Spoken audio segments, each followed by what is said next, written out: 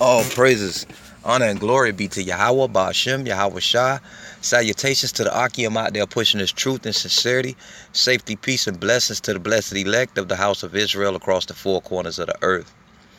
Okay, this gonna be a real quickie, because I'm on my break up here and I'm on the plantation. So this is a real quick one while it was on my mind and was inspired by the Most High Power, Yahweh, Ba'ashem, Yahweh Shah. Um, of course, after that, the guys I work with, he's a Christian and all, so he say he's saved and he know people that's saved. So basically, that was moved me to do this quick hit I call it, a precept or two, drop this out, and let's begin it. And I'm gonna begin this here, Matthew's the 10th chapter, 22nd verse, and ye shall be hated of all men for my name's sake, but he that endureth to the end shall be saved. All right.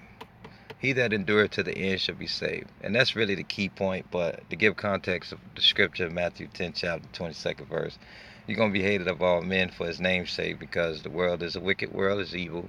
And if you speak of righteousness, of course, the world is opposed to righteousness. And but he that endureth to the end shall be saved. Well, first, let's look at this word endureth. And this word endurance is to remain, to tarry behind, to remain, abide, not recede or flee. Like they say, a receding hairline, it goes back, or flee, to preserve under misfortunes and trials, to hold fast to one's faith in Mashiach, to endure, bear bravely and calmly ill treatments. All right. So I'm out here in Miami-Dade County, okay? Like we just had the hurricane. A lot of people, what they did, they didn't endure. They fled away. They went basically northward up in the United States, going north, trying to flee the hurricane that was to hit South Florida. What it was, Irma, right? So you don't want to do that. When times of tribulations and troubles come upon you, you don't flee. You endure. You stand bravely, all in the name of Mashiach Yahushua. You know. And that's what he means to endure unto the end. Now, a means to an end is different for every man. Some men, their end is their body, the body of death, because the spirit never dies. That could be an end for them. Although they fell upon sleep, because their spirit go upward back to the Father. A means of an end could be, and the one we want and we definitely are looking for, is the end of this man's society. And when I say this man, I mean in Esau and his rulership, his regime, his reign. Okay, that is the end. All right, that is the end. It's not the end of the world. I'm speaking of Israel. It's not the end of the world of the heathen. I'm speaking of the other nations. Okay, the world will continue on, in which there are many worlds. The earth will continue on. It's the rulership that is under it's the rulership's vibration that is over the world that will end, and that rulership is of Esau, who is Edom. All right, let's get back to the scriptures. And it says, "But he that endureth to the end shall be saved." And to back up what I said, let every man be a liar and the Most High true. It says, in termination, the limit at which a thing ceases to be always of the end of some act or state, but not of the end of a period of time. So therefore, as I said before, I'm on a plantation. When my shift ends, that doesn't mean the day ends. That's just my shift ends. And somebody else take upon themselves on that other shift, right? So guess what? When Esau's shift ends, our shift begins. And our shift meaning the Israelites, all under Yahweh, Ba'ashem Yahweh Shah, Wahamashiach Yahweh Shah, King David, the 12 apostles, 12 disciples, apostles, and of course the 144,000, and on down from them. All right, the elect men, who is going to be a part of the governing body of Israel. All right, but we must endure through the end. Those trials and tribulations could come from you getting laid off at your job. It could come from you losing your wife, well, not losing her, she just gone, right? It could come from even friends or family. You know what I mean? Family. If they turn on you, they may turn on you. They will turn on you. You speak righteousness. If they are not a part of this righteousness, they will turn on you. That's without a doubt.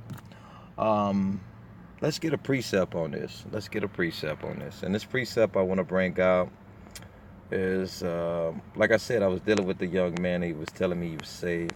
He prompted me to do such a video real quick. Jeremiah 8:20 is a precept for it. It says, the harvest is past, the summer is ended, and we are not saved. The harvest is past. Didn't Yahushua say, look up on the field, the harvest is already, they are white already to harvest? All right? The harvest is past. In other words, he have put the seal in the men's heart who needs to know this truth, who he elected to know this truth already. All right? He already put it in their heart, their mind, their soul, and their body. The harvest is past. The summer is ended. Now, when he say the summer is ended, what does that represent to you? When you think of summer, what you think of? Heat, hot, the fire, the flame, the heat, the pressure. All that's past, and we are not saved. Okay? So we done went through fire, some heat, and men are waking up. All right? They've been chosen from the beginning. The harvest is past. All right? And it's twofold, because it's showing you the cycle of a year. We still here another year, and we still not saved. Like when people say they saved, you're supposed to be saved from something. We are kings and priests. Kings don't work. Well, one thing king do, he honor the Most High Yahweh Bashim Yahweh Shah. He labor in that regard, if you want to say that. Other than that, a king, his job is just to rule and give you orders of what you're gonna do, and what you're not gonna do. All right? And we are not saved. So as I said before, I'm on the plantation working for Esau. I'm not saved. I have to work. I'm oppressed. I'm an Israelite, in which the world was made for us, the righteous, not the heathen. So I'm not saved. What am I saved from? I still have bills. I still have sickness and illness.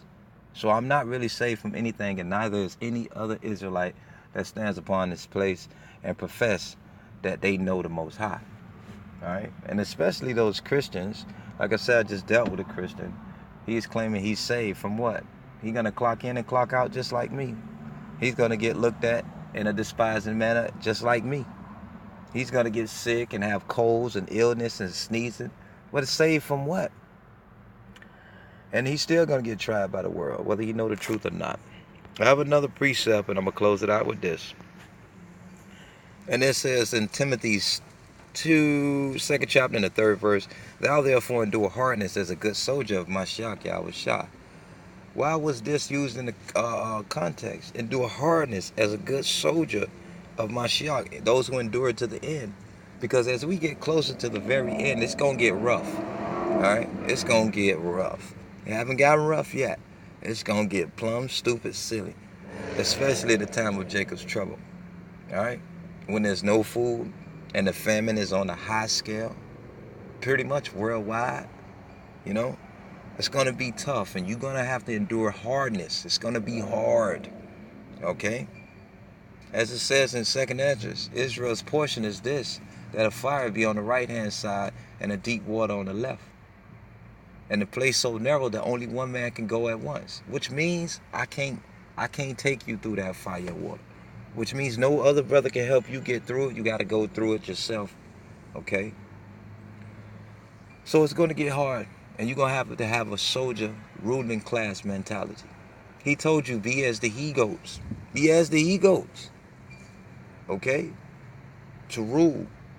You got to endure hardness. And it says, precept those who endure until the end shall be saved. Okay? So when you see this man coming down and he's losing the scepter and it keep falling out his hand, as every day we approach and get closer and closer and closer. But before it get to that point on his final fall, when he is finally crumbling down, it's going to be, I can't even explain. Because he said there never was a time on earth and never shall be. So I can't explain. With my fleshly imagination, I only can say it's going to be real terrible and bad. And you're going to have a soldier-like mentality. And I'm speaking to those that be in the faith and who know the truth. All right?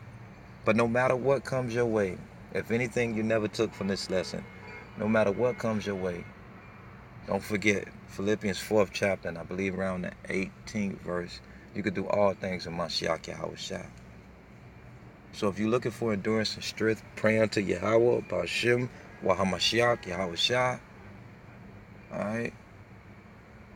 And pray that he find you worthy, that you may be able to escape all these things. Pray for forgiveness. All right? And pray that you could come back into the knowledge and the heredity that is your heredity, you being an Israelite. But we must endure through the end, through much trials and tribulations. It's not going to be handed to you. It's going to be given to you. But you must be tried and refined as that gold in the fire. Shalom.